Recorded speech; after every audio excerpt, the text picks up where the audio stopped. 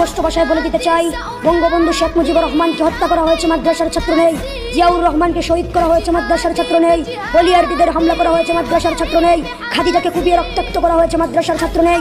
ঐশীর মতো কুলাঙ্গার মেয়ে যে নিজ বাবা মাকে কুপিয়েছে, সেখানেও মাদ্রাসার ছাত্র নেই। সাগর রুনিকে গলা কেটে হত্যা করেছে, মাদ্রাসার ছাত্র নেই। প্রেসিডেন্ট এরশাদের রহস্যময় মৃত্যুর পিছনেও মাদ্রাসার ছাত্র নেই। শুধু তাই নয়, আরো কিছু তথ্য বলে দিতে চাই। বাংলার বাঘ, পৃথিবীর সকল মুসলমানদের হৃদয়ের স্পন্দন, সাইদি সাহেবকে কারাগারে বদ্ধ করে মারার পিছনেও মাদ্রাসার ছাত্র নেই।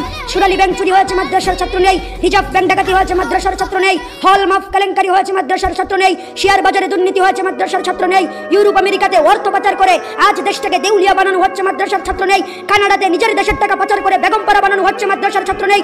শুধু তাই নয়, টেকনাফ থেকে তেতুলিয়া, রূপসা থেকে পাথুরিয়া, সুন্দরবন থেকে বান্দরবন, সারা বাংলাদেশকে চ্যালেঞ্জ করে বলতে পারবো, স্বাধীনতার ইতিহাস থেকে আজ পর্যন্ত, পৃথিবীর শুরু থেকে আজ পর্যন্ত যে কোনো দেশে যত বড় বড় দুর্ঘটনা হয়েছে, কোনো একটা দুর্ঘটনার সাথে মাদ্রাসার ছাত্ররা কিংবা কোনো আলেম জড়িত আছে, ওই রকম প্রমাণ দ্বারা কেউ দিতে পারবে না।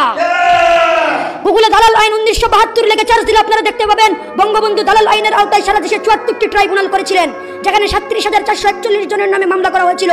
22 জনের ফাঁসি হয়েছে, 68 জনের যাবজ্জীবন কারাদণ্ড হয়েছে, 752 জনের বিভিন্ন মেয়াদে কারাদণ্ড দেওয়া হয়েছিল। আশ্চর্যজনক হলেও সত্যি হলো, 22 জন, 68 জন, 752 জন, এমনকি 37,441 জনের মধ্যেও ইসলামিক কোনো নেতা বা আলেম নেই। এটাই হচ্ছে ঐতিহাসিক সত্য, হিস্টোরিক্যাল ফ্যাক্ট। যারা এগুলো আবিষ্কার করে তারা হয়তো মিথ্যা বলছে, যা মুনাফিকের প্রথম লক্ষণ।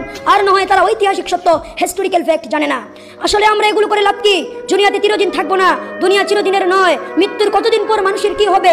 নাক পচতে শুরু করবে 3 দিন পর, নখ খসে যাবে 6 দিন পর, পেট ফেটে যাবে 10 দিন পর, চোখ গলে যাবে 17 দিন পর, হাড় থেকে মাংস খসে যাবে 60 দিন পর, হাড়গুলো পৃথক হয়ে যাবে 90 দিন পর, হাড়গুলো মাটির সাথে মিশে যাবে 60 বছর পর। সুতরাং আমি মনে করি, আলেম উলামাদেরকে এভাবে গালি দেওয়া, আলেম উলামাদেরকে দেখতে না পারা, নবীর ওয়ারিসদেরকে সমাজ থেকে বের করে দেওয়া, এটা কোনো মুসলমানদের বৈশিষ্ট্য নয়। আমরা যেন আলেম উলামাদেরকে শ্রদ্ধা করে, আলেম উলামাদেরকে সম্মান করে আমরা আমাদের জীবন যাপন করতে পারি। আল্লাহ রাব্বুল আলামিন যেন আমাদেরকে সেই তৌফিক দান করেন। সকলে বলে আমিন। ওয়া আখির দাওয়ানা আনিল হামদুলিল্লাহি রাব্বিল আলামিন। আসসালামু আলাইকুম।